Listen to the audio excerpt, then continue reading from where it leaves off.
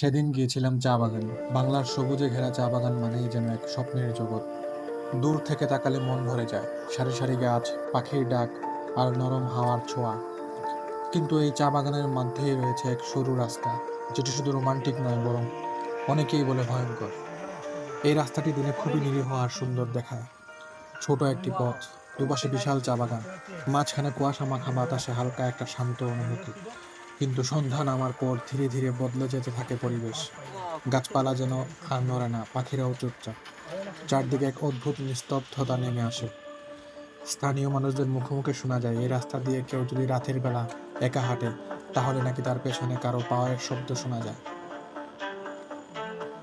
অনেকেই বলে হঠাৎ করে কারো ফিস ফিস আওয়াজ শোনা যায়, যে না কেউ বলছে ফিরে যাও।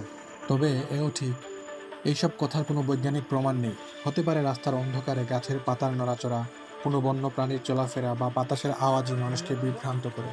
তবু ভয়টা থেকেই যায়। মানুষের মন তো একবার ভয় পেলে যুক্তি মানতে চায়।